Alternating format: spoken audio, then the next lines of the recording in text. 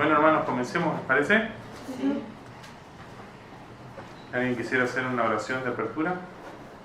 Le voy a agradecer. Bendito Dios que estás en los cielos, te damos gracias, Señor, por este día. Gracias por este tiempo donde un grupo de tus hijos está reunido, Señor, para poder escuchar lo que tú quieras enseñar en esta tarde. Te pido, Señor, que tú estés obrando en cada uno de nosotros, en nuestro corazón, que podamos abrir, Señor, nuestros ojos espirituales para que tú obres, Señor, y que esa semilla, esa enseñanza, Señor, pueda ser para edificación para cada uno de nosotros. Porque así, de esa manera, podamos conocerte más a ti, Señor, y podamos ser una luz que alumbre cada día más. Padre Santo, a través de conocimiento de tu palabra, podamos también madurar y tener un conocimiento más amplio sobre lo que tú nos dices en la palabra de Dios, Señor. Padre Santo, nos ponemos en tu mano agradecidos una vez más por este tiempo y la libertad que tú nos das, Señor, de podernos reunir cada martes en este lugar. En el nombre de Cristo Jesús. Amén. Amén, Señor. Muchas gracias, hermano. No. Bien, ahí nos quedó un puchito por terminar de analizar en el capítulo 19, versículo 45. ¿Estamos en Lucas? Evangelio según San Lucas, capítulo 19, versos 45 al 48. Vamos a leer esa partecita. 45, 48. Que no sé por qué no me di cuenta yo la última vez de terminarlo, ¿no? Creo que sí lo leímos, pero no Lo leímos, pero no logramos nada, ¿no? No, Ujú. Porque ahí estudiar. hablamos del 44, cuando dice que no dejarán piedra sobre piedra, no Sí. dejarán Sí. ninguno de tus hijos, y bueno, y eso pasó, ¿no es cierto? Eso se cumplió en el año 70, ¿no? ¿A partir de qué versículo? 45 al 48. Hola, Vero. Hola. Hola, Toma asiento, Vero. Hola, ¿qué tal? Bienvenida, ¿verdad? Bienvenido. Hermanito. Bien, entonces dice, luego entró en el templo, luego de hacer esa profecía, de decir esa profecía, y comenzó a echar de allí a los que estaban vendiendo. Escrito está, les dijo, mi casa será casa de oración, pero ustedes la han convertido en una cueva de ladrones. Todos los días enseñaba en el templo y los jefes de los sacerdotes, los maestros de la ley y los dirigentes del pueblo procuraban matarlo. Sin embargo, no encontraban la manera de hacerlo porque todo el pueblo lo escuchaba con gran interés.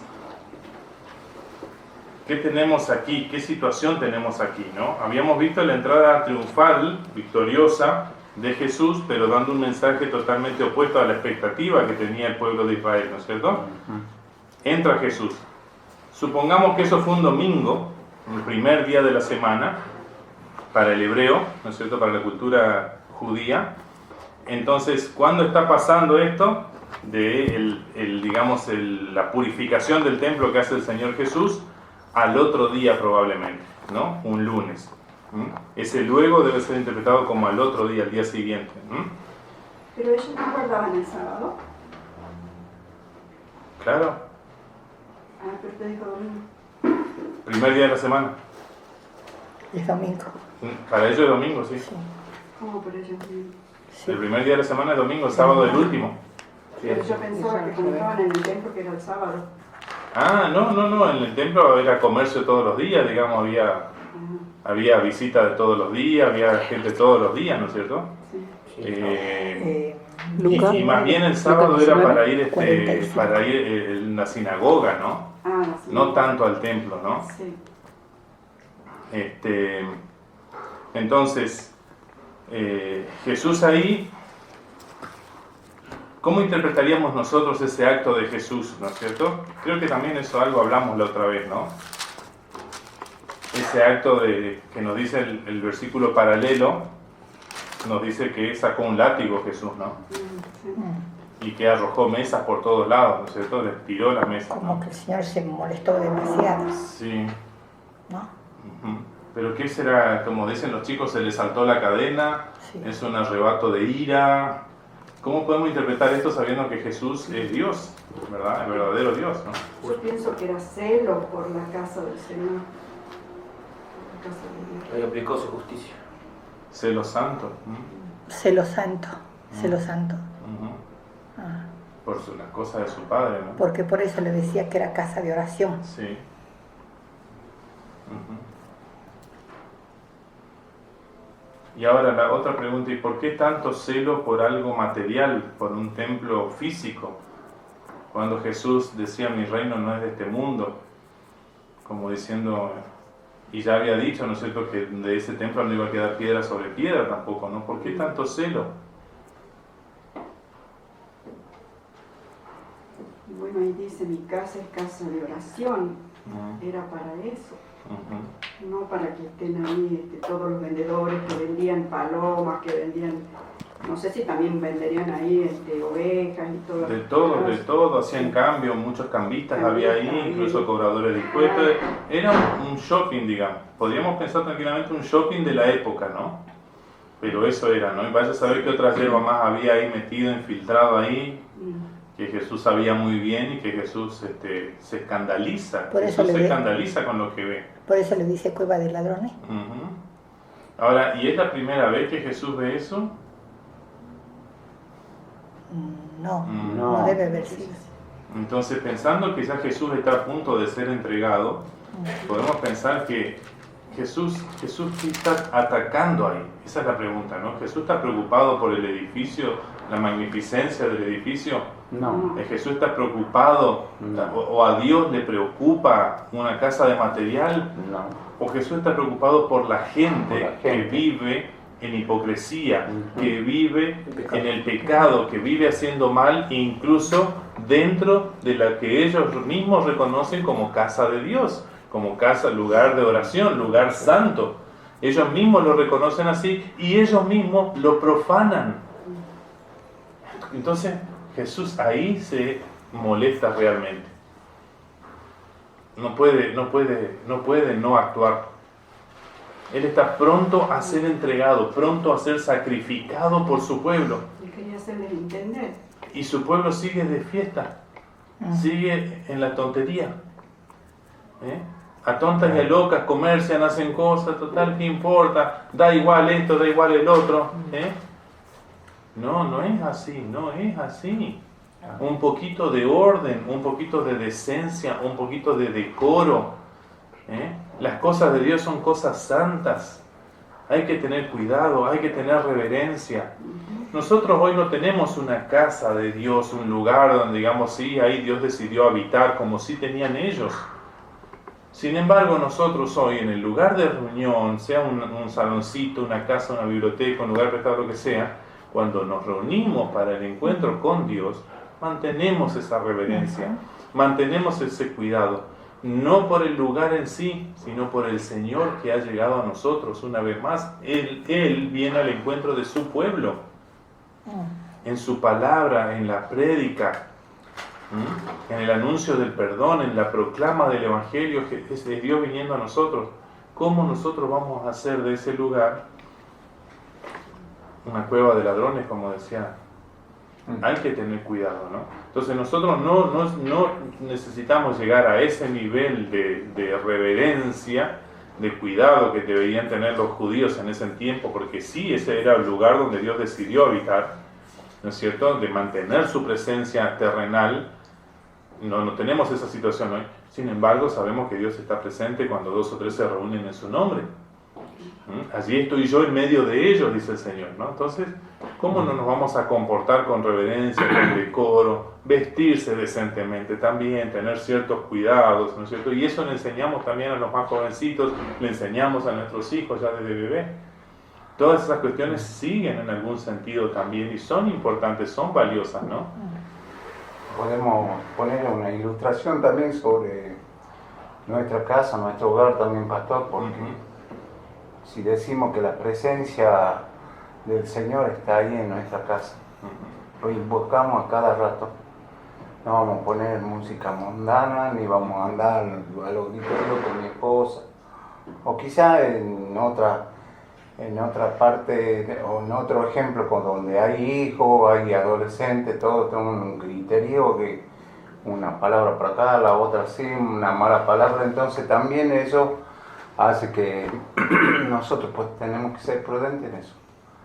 Bueno, también nosotros sabemos que nosotros somos templo del Espíritu Santo de Dios. Él vino a ser morada en nosotros. Habita en nosotros. Habita en nosotros, ¿no? Entonces, yo ahí le agregaría ese ingrediente más profundo todavía. ¿Por qué el cuidado de nuestra conducta, de nuestro testimonio, nuestro ejemplo, Claro, de eso la hace intimidad? a nuestro testimonio con el vecino, porque el vecino va a decir, ve, pues los evangélicos esto. Sí. Después salen el día domingo abrazados con la Biblia bajo el brazo y los demás días se quieren matar a los gritos, palos, qué sé yo. Y nosotros bueno. somos los que, tanto los padres, los abuelos, tenemos que darle ejemplo a los chicos, para que sepan. En mi casa, por ejemplo, desde cuando vivía mi mamá y nosotros éramos chicos, jovencitos, ya íbamos a decir una mala palabra, por ejemplo. Y en la casa ahora de mi hija, de Néstor, tampoco se dice una mala palabra nunca, los chicos jamás.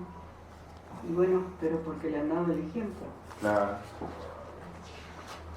Pero esto de considerar incluso a nosotros, porque esto es enseñanza bíblica, esto es verdad bíblica, que somos templo del Espíritu Santo de Dios, habitáculo donde mora, donde vive continuamente, ¿no es cierto?, 24 horas a partir de que vino a posar en nuestras vidas, en nuestros seres, también nos lleva una responsabilidad hasta en lo íntimo, hasta cuando nadie me ve, hasta cuando estoy a solas, ¿no es cierto? O sea, no estoy solo, nunca estoy solo. No. ¿No? Entonces, todo eso, tomar conciencia de todo eso nos hace realmente estar en consonancia con nuestro Dios, ¿no? Ahora, ¿cómo no se va a escandalizar Jesús si ellos ni siquiera consideraban eso, estando en el mismo templo de Dios, del cual ellos se gloriaban, se jactaban, era una maravilla del mundo en esa época, ¿no?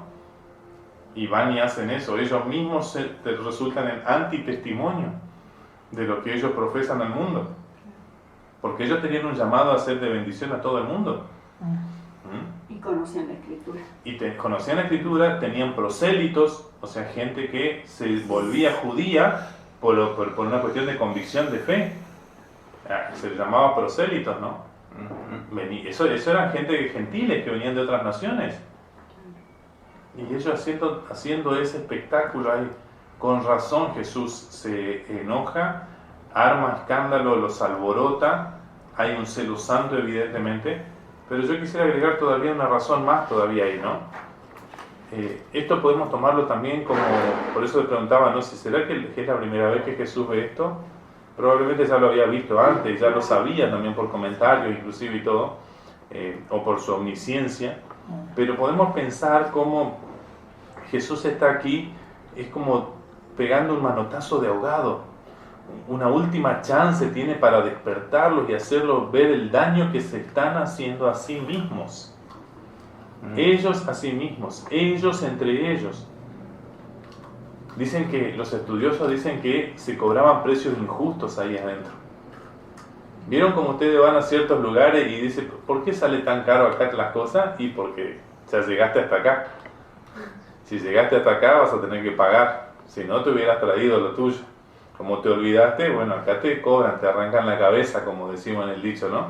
Ciertos lugares de alta afluencia de gente, de alta convocatoria, ¿no es cierto? Ahí los precios son más elevados. Bueno, acá pasaba algo así, por eso dicen que cobraban precios injustos, precios exorbitantes.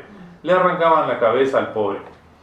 Pobres por ahí que venían de re lejos, lejísimos, de otros países, ¿no es cierto? Y no podían siquiera traer esa ofrenda, porque en el viaje no aguantaba. Bueno, tenían que comprar ahí obligadamente, bueno, ellos vivían ahí.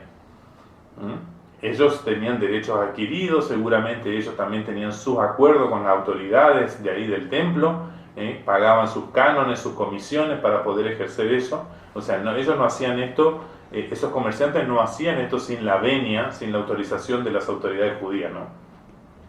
Entonces Jesús trastoca esos poderes establecidos. Jesús quiere derribar esos poderes establecidos ahí que hacen daño, que hacen mal.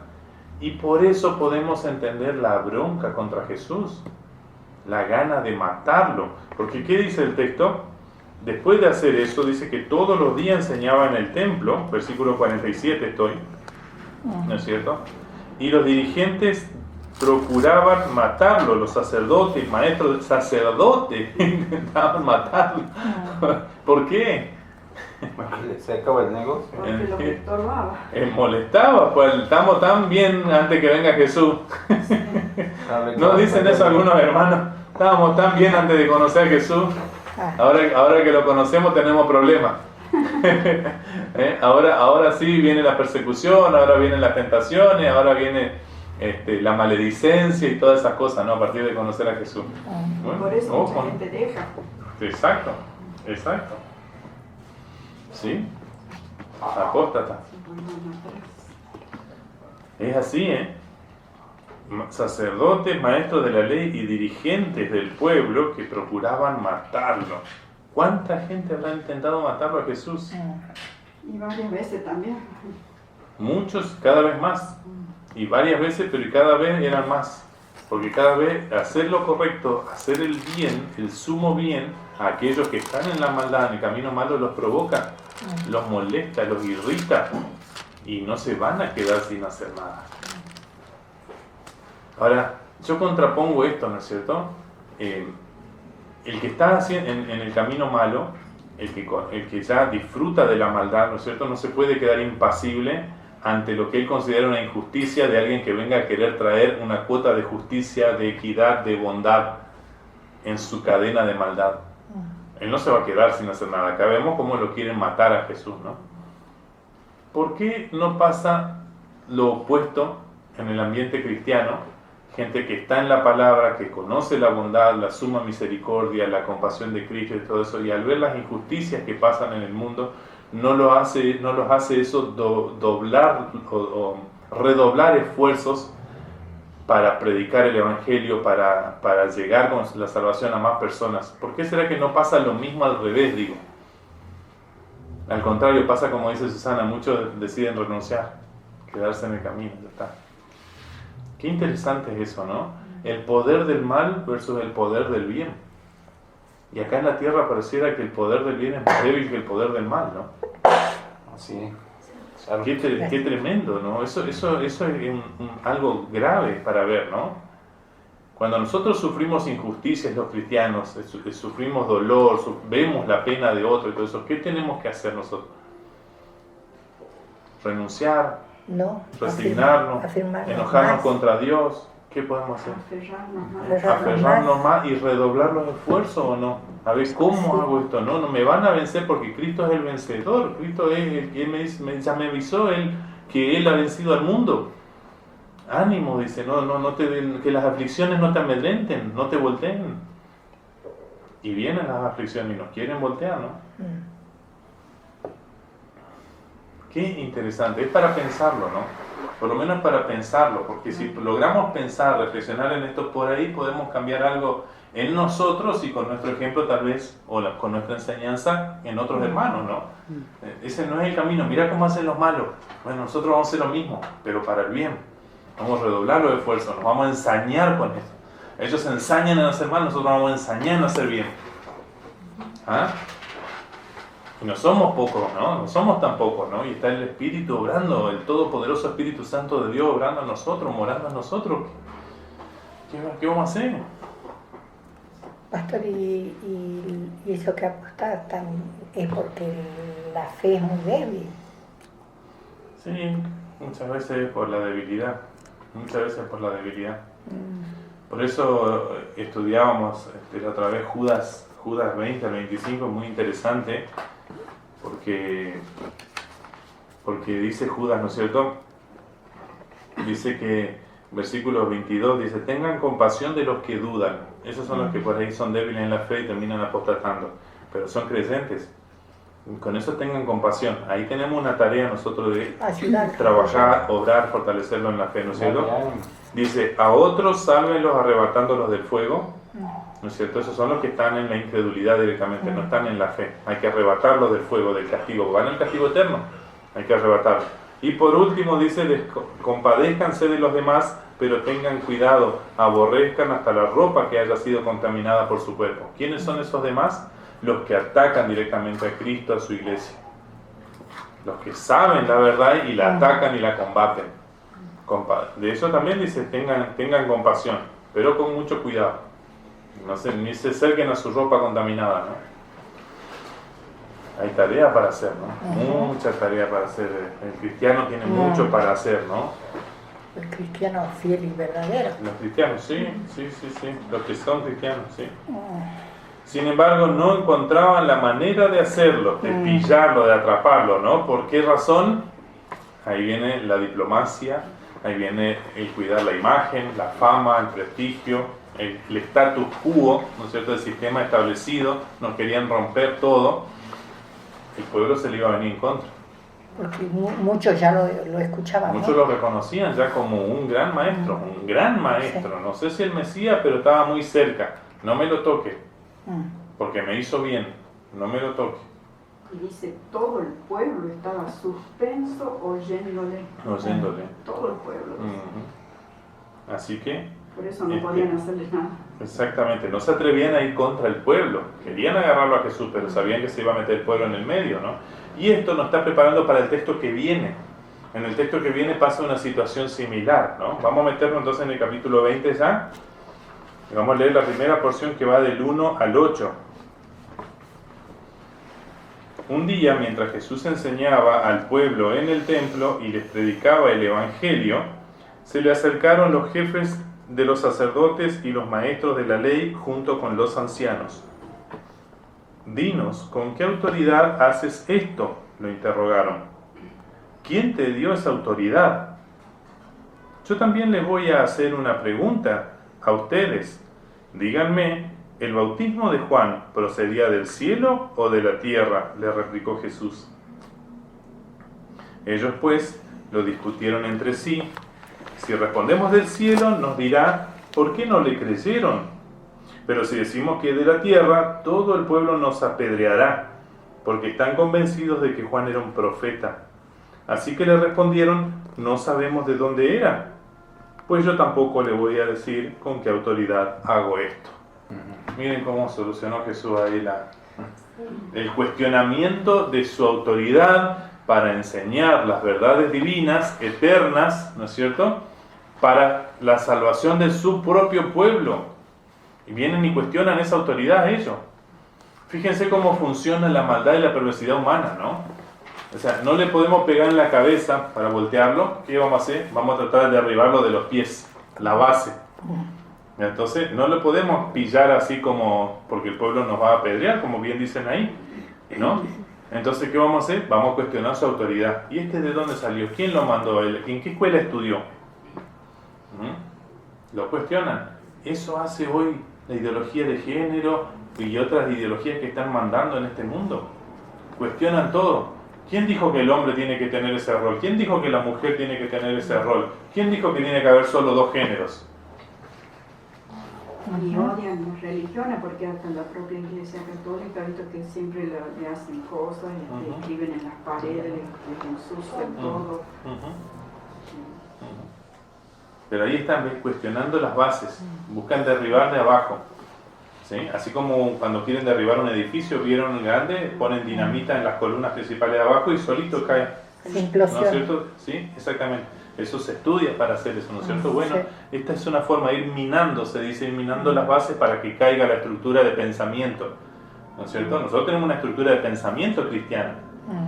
Nosotros no es que solo creemos en Cristo nada más, sí creemos en Cristo, que hizo esto, hizo el otro, conocemos la historia de antaño, cómo empezó todo con la caída en pecado. Todo eso es una estructura de pensamiento. Ellos buscan derribar desde las bases nuestra estructura de pensamiento. Y acá estas autoridades judías están usando una técnica muy similar.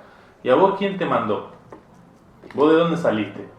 Acuérdense que muchos de ellos decían, pero este es el hijo del carpintero, este es el hijo de la promiscua María que lo tuvo de soltera. Todo eso se hablaba, esas habladurías se hablaban. Entonces buscan ahí bajarlo por ese lado. Jesús, muy astuto, no cae en la trampa. No se prende a responder la pregunta. Dice, bueno, yo tengo otra pregunta para ustedes. Si ustedes me contestan esa, yo no hay ningún problema, le contesto con qué autoridad hablo.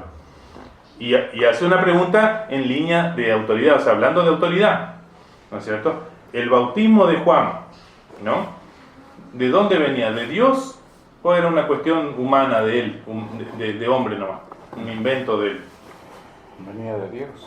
Cuando dice del cielo es de Dios, y cuando dice de la tierra es meramente humano, ¿sí? Del hombre, o sea, un rito, una invención humana. ¿Cuál es la respuesta? Ellos no se atreven a dar respuesta. Por conveniencia, por diplomacia, por astucia que tienen. Estaban estrechos porque si decían una cosa, estaban contra el pueblo, y si decían otra cosa, estaban contra Dios. Exacto. Así que no, estaban ahí en un grave problema. Pero ¿cómo dicen ellos? Si decimos que es del cielo, como todos aceptaron, ¿por qué no le creyeron? La pregunta lógica que viene después, ¿no? ¿Por qué dejaron que Herodes le cortara la cabeza? ¿Por qué no lo cuidaron?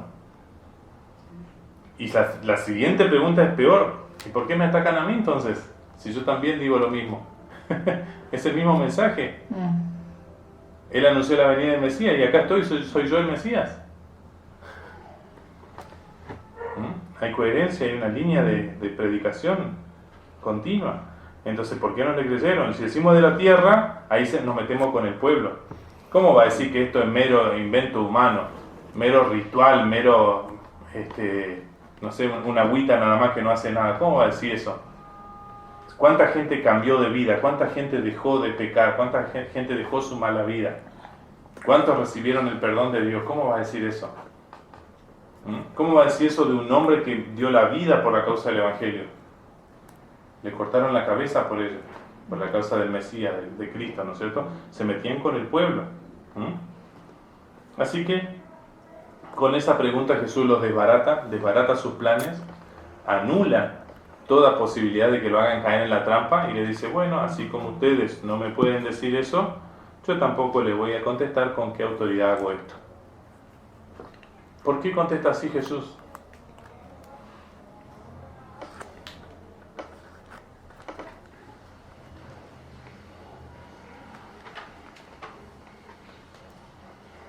¿Por qué no les da una respuesta? ¿Por qué no les enseña? Ya que ellos dicen no sabemos, pareciera que con eso están diciendo decinos vos. Y Jesús dice no les voy a decir. Porque conoce el corazón de ellos y los pensamientos. Porque Él sabe que ellos saben la respuesta, pero ellos no la quieren aceptar. Ellos no quieren saber la verdad. Ellos quieren creer en su engaño, en su mentira y seguir en sus pecados. ¿De qué va a servir que Jesús les diga no, pero yo vengo del cielo? No tiene sentido. No creen. No quieren creer, no quieren aceptar la verdad. Por eso siempre les digo, una cosa es una persona que no entiende y otra cosa es una persona que no quiere entender. Contra eso no podemos hacer nada, ¿no? Porque el que no entiende uno se puede tomar el tiempo, lo que sea necesario uno le va a enseñar y va a aprender. Pero el que ya decidió qué creer y no creer aquello, bueno, así mismo se condena. No podemos hacer nada porque él no quiere, su voluntad se impone. Y Dios no le va a torcer su voluntad. Dios no obliga a nadie, ¿no? ¿Cómo hacemos, no? Es terrible, pero es así. Esa es la realidad del ser humano, ¿no? No quiere entender, no quiere aceptar la verdad. Ellos estaban en esa postura. Ellos ya estaban enceguecidos en querer eliminar a Jesús a como dé lugar. A como dé lugar, ¿no? Jesús acá lo que está haciendo realmente es zafar una vez más del lazo de ellos. Una vez más zafa a Jesús y se escapa del lazo de ellos para seguir un tiempito más para que en el momento exacto que Dios determinó Él sea crucificado. Ni antes ni después. Pero acá está zafando una vez más. Fíjense que luego, ¿cuál es la acusación de Caifás? ante Pilato acerca de Jesús? Él dice que es Dios. Se pone en lugar de Dios. Esa es la acusación. Claro que nunca creyeron que era el Mesías, ni los propios judíos, ¿no? No quisieron creerle porque evidencia tenían Sí. de sobra. Así como el pueblo estaba convencido de que Juan era un verdadero profeta de Dios y Jesús mismo lo exaltó como el máximo de los profetas a Juan, ellos tenían evidencia para creer. De hecho, algunos de ellos habían creído, ¿no? Porque ese era otro problema. Algunos de ellos habían creído. Piensa en Nicodemo, José de Arimatea y cuantos otros que incluso fueron y hablaron con Juan y llegaron a creer porque Juan los exhortó, los amonestó y le dijo raza de víboras. Y Juan no se andaba con vuelta. No andaba con vuelta. Bueno, Jesús tampoco, ¿no? Jesús no andaba con vuelta. Era así otro estilo, pero tampoco no andaba con vuelta, ¿no? Y ese es Confrontaba. que no hacemos los propios cristianos, ¿no? Como siempre pienso que como Juan le dijo al propio rey que él estaba en pecado porque estaba viviendo con la cuñada. ¿Cómo se atrevió? Y le cortaron la cabeza. Yo digo, siempre me pregunto, yo me animaría de decirle así, qué sé yo, al gobernador o presidente o algo. Eso también. No, pero a veces también, aunque busquemos la manera de decirla, pastor no entiende. No sé si son turros o ya de más o qué sé yo, ¿no? Bueno, pero vos ya le das el mensaje. Claro, no ya cumplió. Sí, no Ahí sé. está en ellos. Si ellos entienden, voy a dar el mensaje. Pastor, que Vanina, que es mi nieta la mayor, cuando iba al jardín, tenía 5 añitos, y la maestra les dijo a los chicos, ya vengo, ustedes vayan ahí, recen a la Virgen, había una Virgen ahí. Y Vanina se subió a un lugar donde no sé qué era más alto, y le dijo, no tienen que hacer eso. Bueno, no sé qué más le dijo. Y después cuando vino la maestra le dijo, bien gracioso porque ella tenía 5 años, no se sabía expresar, pero le dijo, si usted no se hace como de nosotros, se va a ir al infierno. Le dijo así a la maestra. Después cuando vino a la casa me dijo a mí, me contó, yo le dije así a la maestra de eso. Sí, una criaturita. Sí. Por eso yo siempre digo, ¿no? De los niños tenemos mucho que aprender, ¿no? Sí. Es como de la niña esa, la de donde él va en fuerte, porque le dijo, ay, ya me tienen cansado ya estos hermanos, papá. Estaba lo de, ya me Se van tienen a dormir, papá, dice, porque tu hermano. Hablan demasiado, ¿no? cansado. Me tienen cansado. Ya, bien cansados. Ay, las niñas. Los niños son los más aptos para creer, justamente, ¿no? Los más sinceros. Una pena cuando se desprecia a los niños y no se los atiende como prioridad en la iglesia, ¿no? A mí me duele mucho eso, ¿no? Pero pues, yo le digo por lo de que duro, porque por ejemplo mi mamá, pastor, ay Dios, usted le lee el devocional, le habla, le enseña, todo.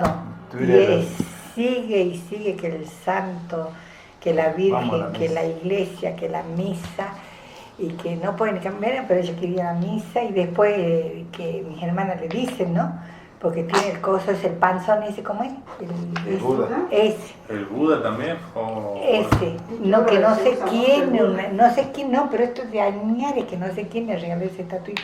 Y ahí la tenía. Y yo el otro día, justamente que se ha puesto, el domingo que se ha puesto a arreglar las cosas, su ropero, y lo saca todo ahí, le digo yo, mamá, no, pero hay que tenerlo igual, porque da suerte. O sea que usted le habla, pero después por ahí usted le pregunta y es como que entiende, porque ella cuando habla que ya no voy a estar y que bueno, ¿y dónde va a ir? Le digo yo, el día que no esté con nosotros. Y ella dice, ¿y que no me enseñaste que me veía al cielo? Dice, pero ¿y lo otro? Bueno, ya no es tarea nuestra limpiar eso otro, ¿no? Eso lo va a limpiar el Espíritu Santo de Dios. Nosotros lo que tenemos que hacer es anunciar la verdad, anunciar el Evangelio, que el Evangelio haga su tarea y el Espíritu Santo vaya limpiando eso. ¿Cuánto va a tardar ese proceso? No sabemos tampoco. Nosotros no lo podemos acelerar, o sea, así como no lo podemos hacer, tampoco lo podemos acelerar, ¿no? Entonces, nosotros tenemos que ir por lo importante y aquello que fuimos nosotros llamados. Nosotros tenemos orden de anunciar el Evangelio, la maravilla de Dios. Las otras hierbas que hay ahí metidas, dejémosle al Espíritu que vaya limpiando, ¿no?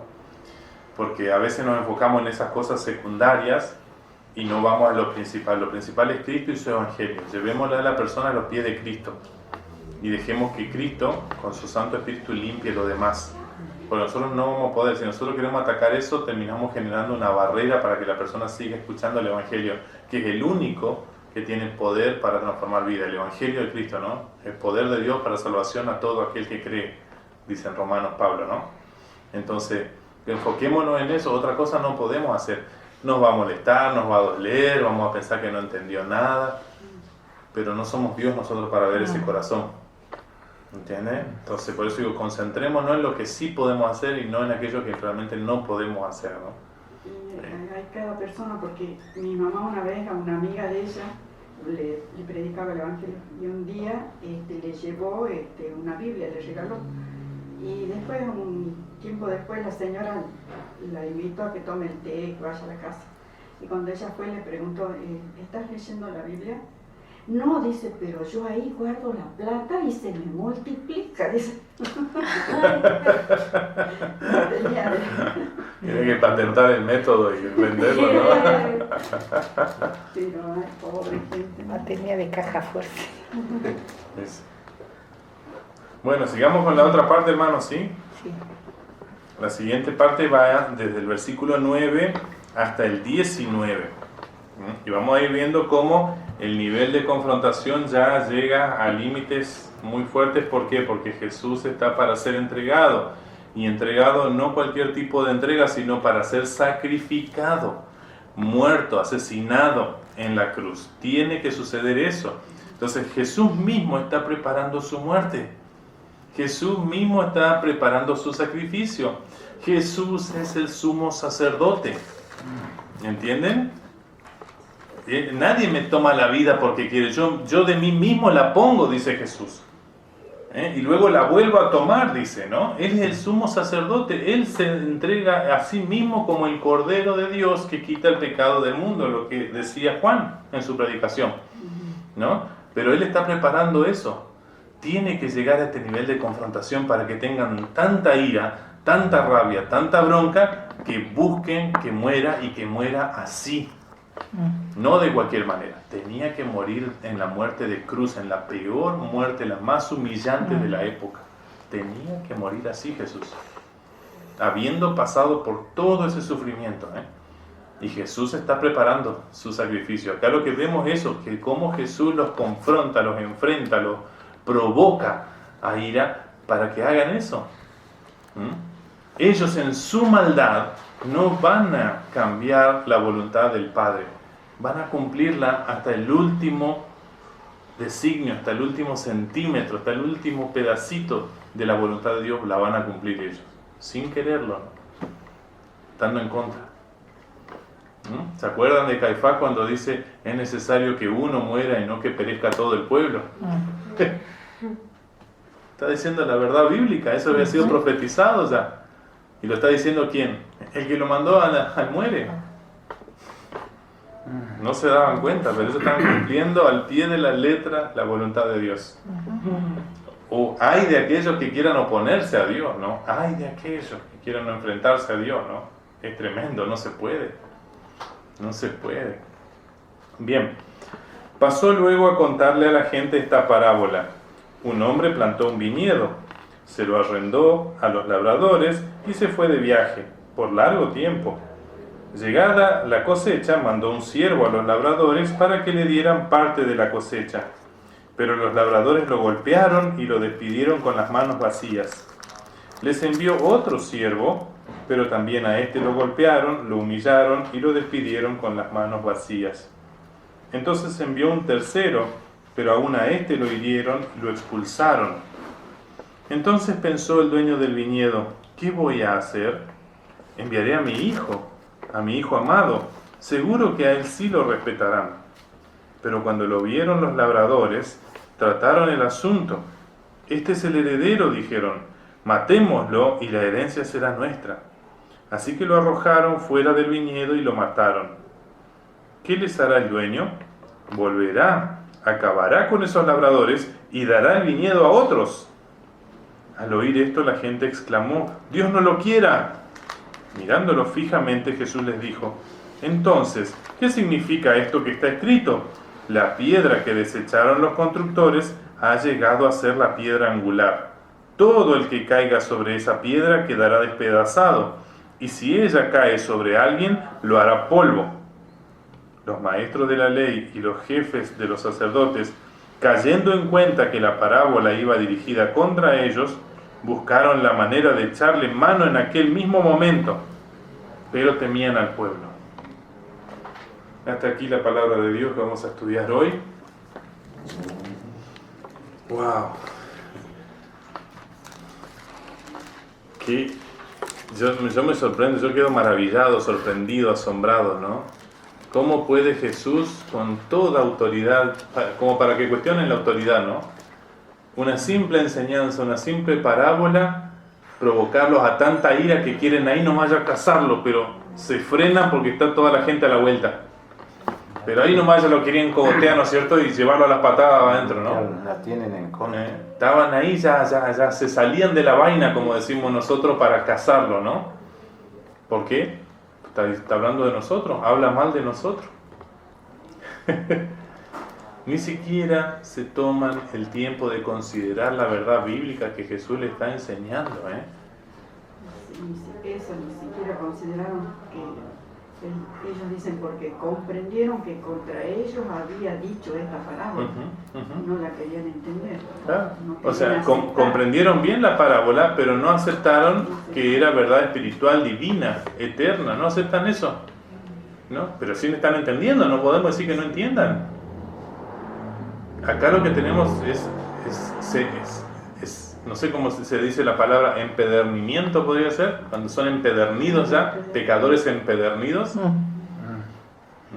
O sea, obstinados ya, enceguecidos, sí, van a seguir así en la mala porque quieren, porque les gusta, porque lo disfrutan. Son los necios también que dice la palabra, ¿no? Sí, enceguecidos siguen en la misma. Es muy, muy interesante, ¿no? Pero vamos a analizar, vamos a desmenuzar un poquito la parábola, ¿no? Fíjense que Jesús les corta el diálogo a ellos para seguir enseñándole al pueblo. ¿Y enseñándole qué al pueblo? Enseñándole quiénes son ellos al pueblo.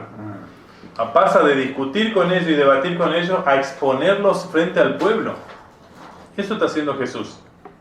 ¿Ustedes saben quiénes son estos? Le dice, les voy a contar un cuentito, una historia. Escuchen. Y se van a dar cuenta quiénes son estos. Ustedes no sean como ellos, está diciendo entre líneas, ¿no? Cuídense de ser como ellos. Un hombre planta un viñedo, dice, el hombre planta el viñedo. Él es el dueño no solo de la tierra, sino de lo que está cultivado encima. Pone encargados, ¿no es cierto? Se los arrienda, se los alquila, se los presta a unos labradores, lo que conoceríamos nosotros como mayordomos. ¿Qué hizo con Adán y con Eva? Les plantó el huerto del Edén, les hizo un lugar precioso y los puso ahí para que los cuide. Se los arrendó, se los alquiló, se los prestó, como quiera. Pero se fue de viaje, ¿no es cierto?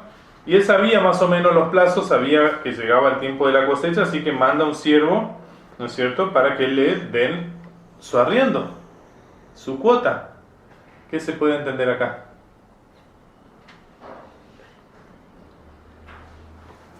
En términos espirituales, Es justamente a nosotros.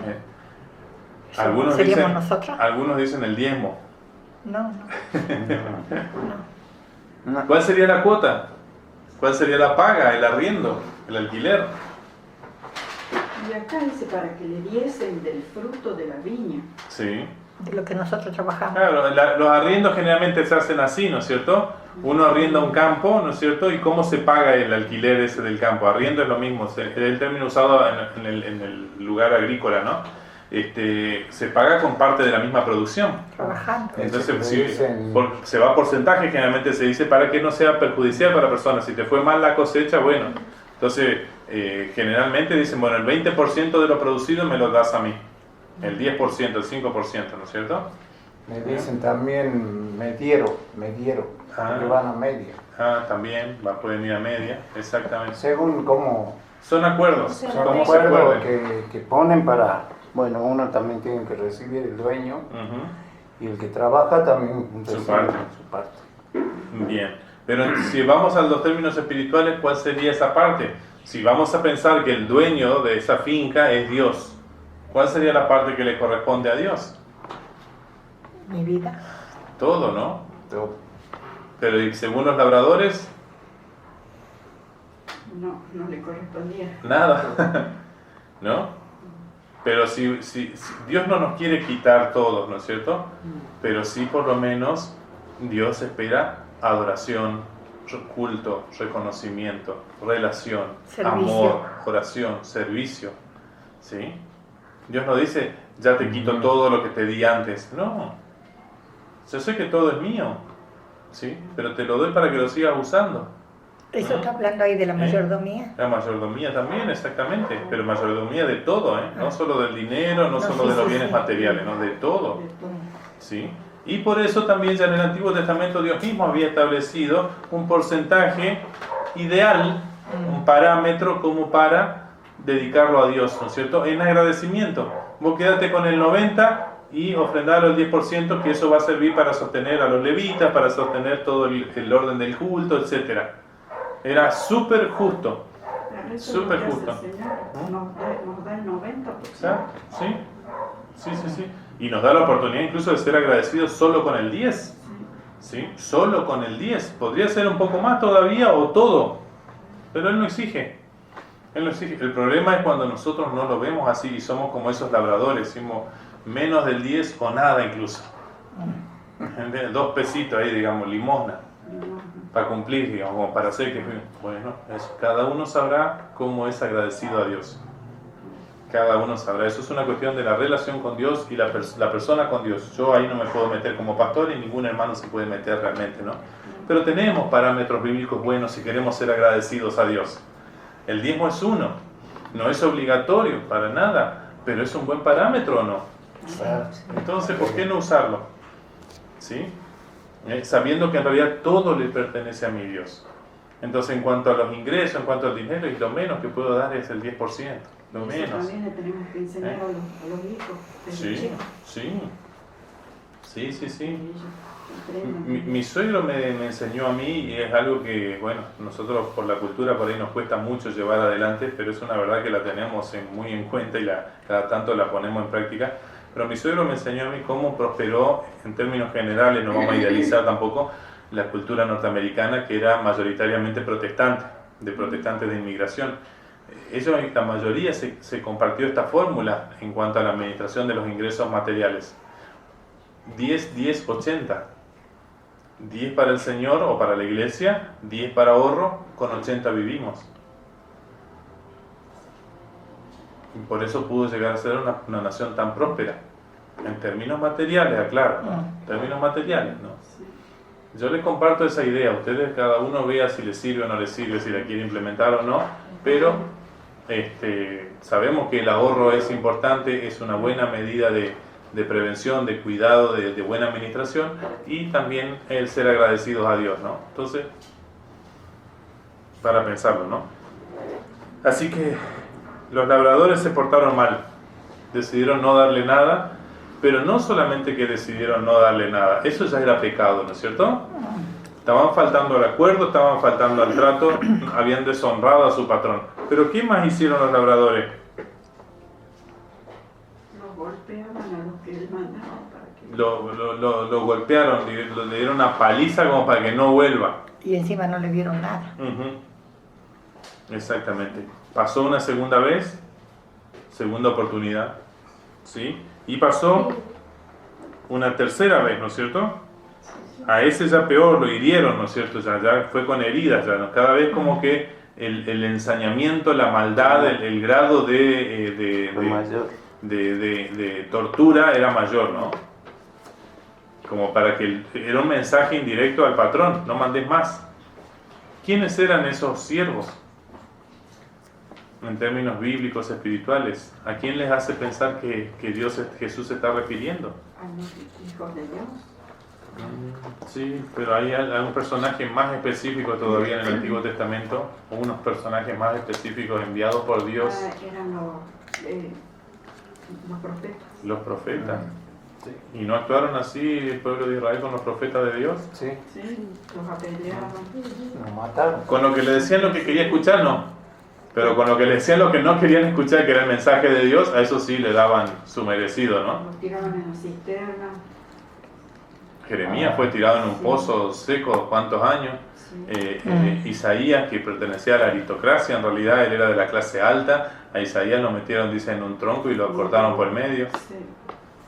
Así murió. Uno de los grandes profetas por en cuanto a lo que escribió, ¿no? Y así cuántos profetas que los maltrataron, pero bien feo, ¿no? Ah, Israel, dice tú, que mata A los profetas. a los profetas, dice el Señor. Ay, Israel. Y el último, No sabe lo que el último hasta ese momento era Juan, que le cortaron la cabeza. También es Israel responsable de eso.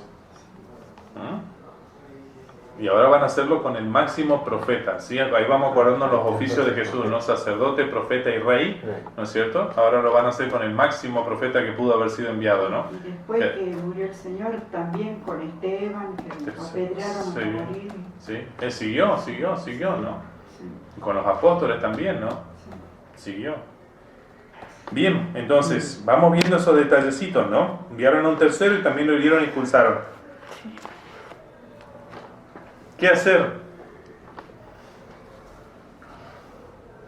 Ustedes, si fueran el dueño de la viña, ¿qué habrían hecho? O sea, al tercero, ¿qué harían? 3 oportunidades.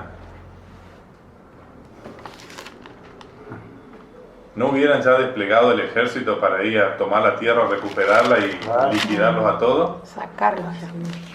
Y sin embargo, el dueño de la viña todavía es paciente, todavía es misericordioso, todavía es amoroso y decide hacer una última jugada. Se ve que esto de los siervos no funciona. Vamos a mandar un siervo especial acá, el siervo sufriente. Mi propio hijo. Mi propio hijo, vamos a mandárselo. A este sí lo van a respetar. A este sí lo van a respetar, ¿no? Todo lo contrario.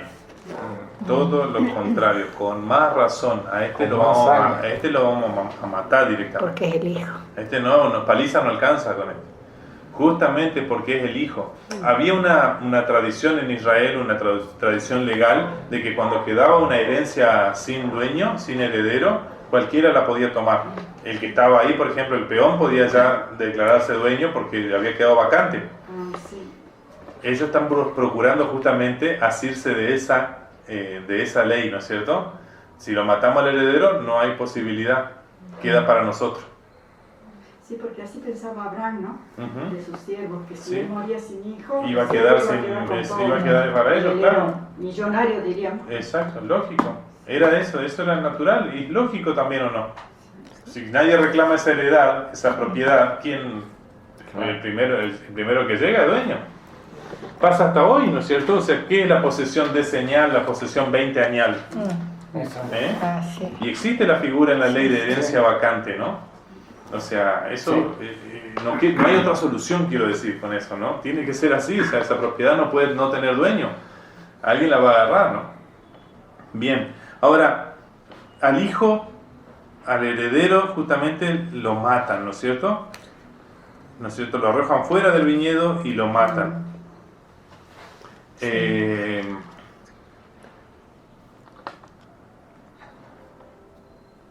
Este es el heredero, dijeron, matémoslo y la herencia será nuestra. Pero siendo que todavía tenían dueño. Sí, pero el viejo iba a morir algún día. El tema era aguantar que no venga a tomar posesión. Ellos ya estaban envalentonados, ¿no? Ahora, acá vemos cómo Jesús está justamente hablando de los mismos que lo están atacando en ese momento, ¿no? ¿Se dan cuenta ustedes por qué los toca? Los está tocando a ellos. Ellos eran dueños y señores de toda esa zona. Aun cuando ellos se quejaban de tener a los romanos encima, ellos igual hacían todo lo que querían ahí.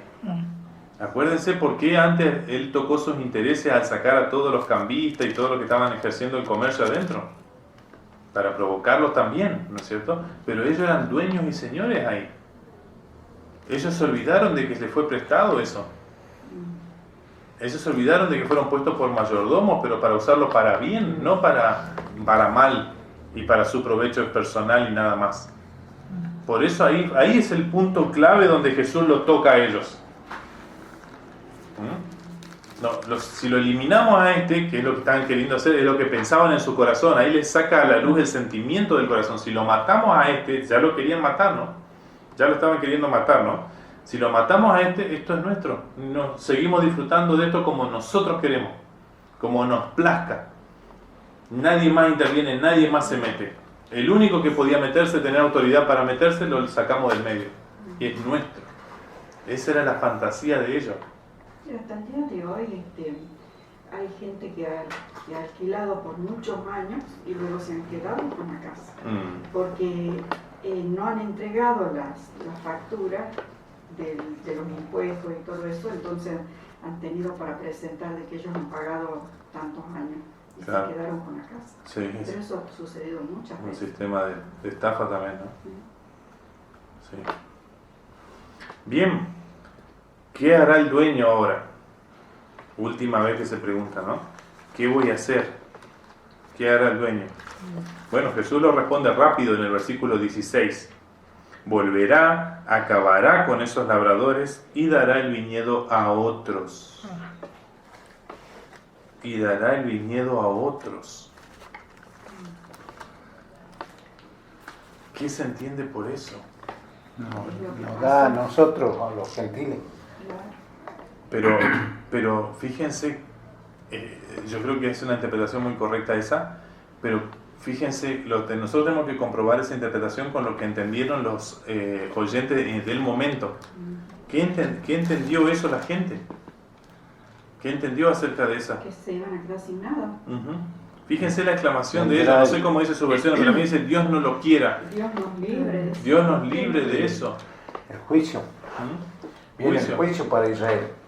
Pero en términos más fuertes todavía, ellos están interpretando que van a perder la calidad de pueblo elegido.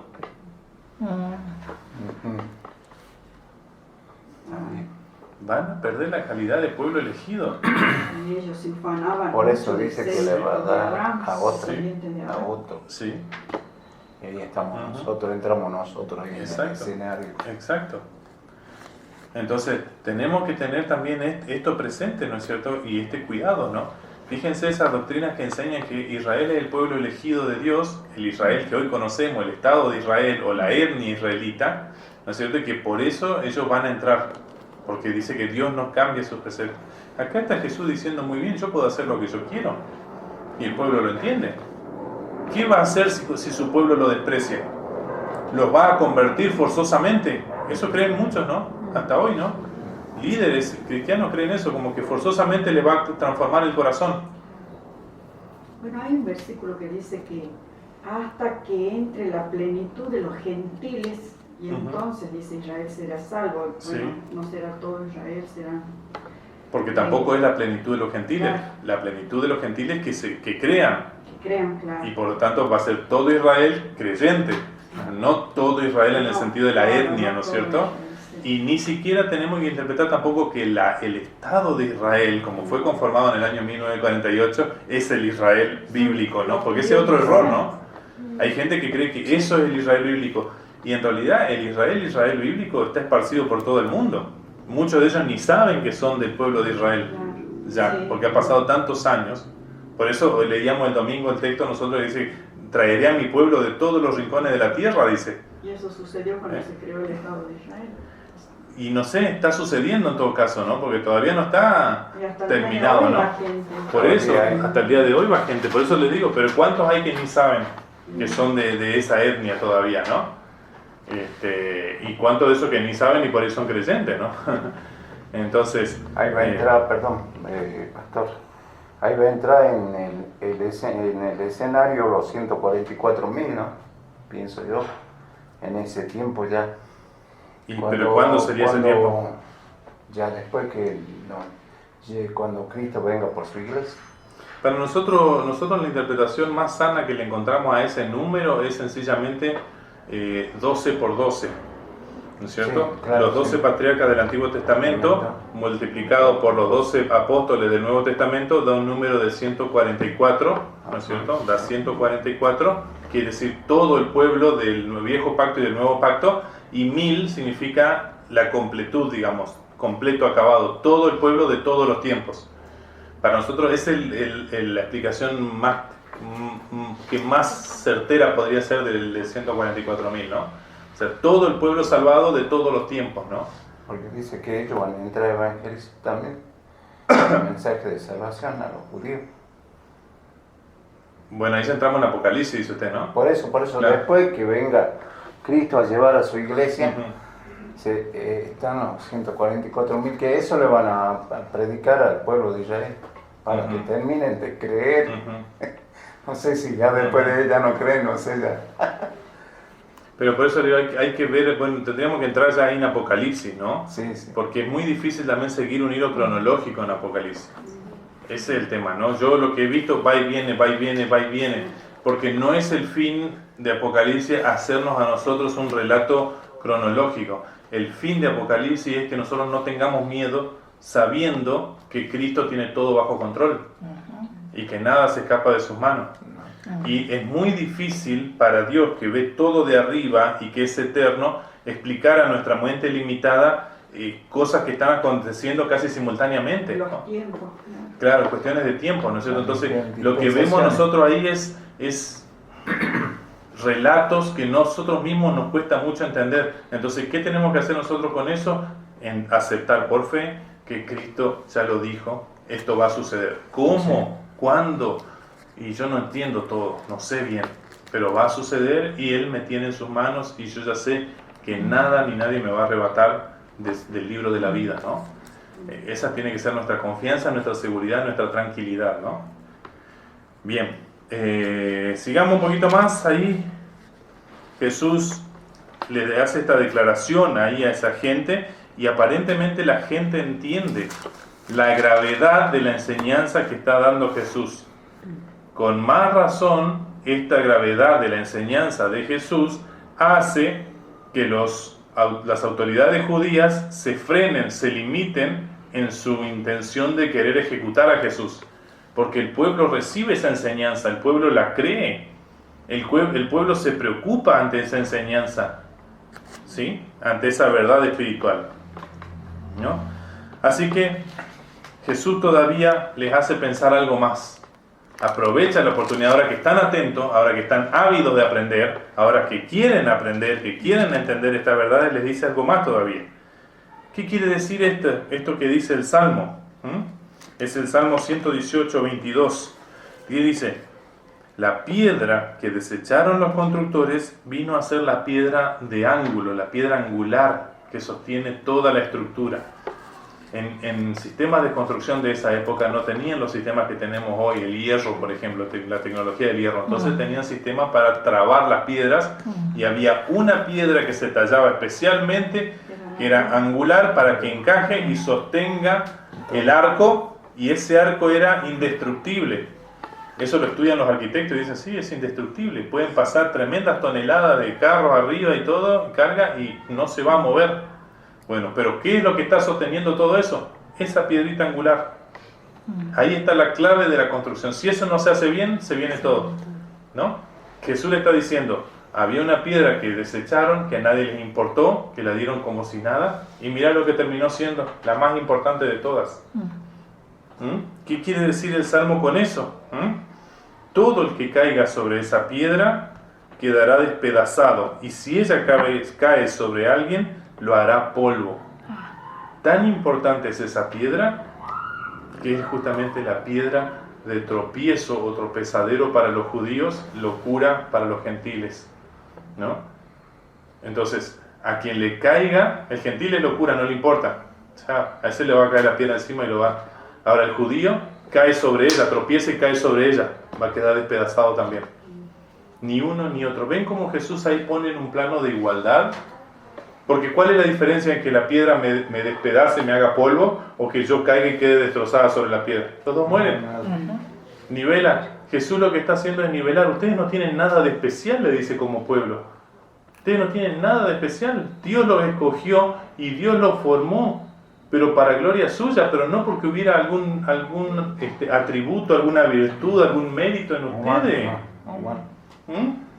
Si lo escogió Abraham cuando no era nadie, y él hizo su pueblo para sí mismo, ¿cómo se van a creer tan importantes, tan especiales? Bueno, así también él puede hoy sacarle a usted de la viña y dársela a otro, ¿no?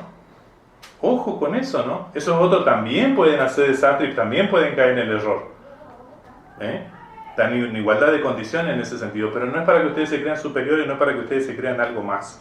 Pastor, y ellos, o sea que ellos creen, se toman de eso, de que son pueblo escogido, Sí. de ahí se toman, Sí. y tienen por eso esa seguridad.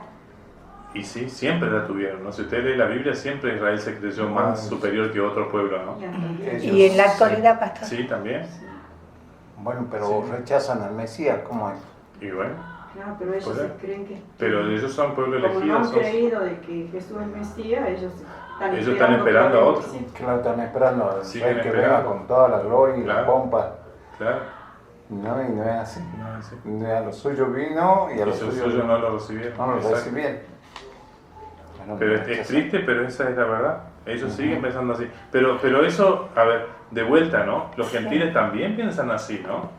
Hay otras naciones que también se creen superiores a otros, ¿no? Sí, sí, sí. Nosotros hablamos con Max y el coreano se cree muy superior, por ejemplo, a los latinoamericanos. El norteamericano se cree muy superior al resto del mundo y así. Eso es muy humano. Esto no es Israel nomás que le pasa eso, ¿no? ¿Entiendes? En las iglesias, hay iglesias que creen que solamente ellos van a ser salvos. Claro. Por eso, entonces, ese pecado es del ser humano, no es de Israel solo. Pero Jesús se la agarra con Israel porque ese es su pueblo que Él formó, que Él hizo. Que Él hizo para que fuera de bendición al mundo y su pueblo mismo no cumplió el propósito, no cumplió su llamado. Pastor, o sea que Dios puede no tener misericordia con ellos. Sí, Dios la tiene, la tuvo mucho, pero en algún momento tiene que ser justo, claro. Por tiene eso, que hacer Él justicia. Pero ¿y no la va a tener? Va a aplicar la Y en justicia. algún momento va a aplicar la justicia. Ya se terminó la misericordia. Hay un Claro. tiempo para la Se misericordia, terminó, listo, bien. para la paciencia, para la paz. Después de eso ya viene el juicio. Sí. Igual que todo, porque Dios no hace excepción de personas. Él va a tener el mismo trato con todo. Dios no hace excepción de personas. Sí, no, porque justamente Él es santo y Él es justo. Si no, no sería el justo, pues. Eso es romano. Ujú. Ante Dios son todos. Las personas son todas iguales.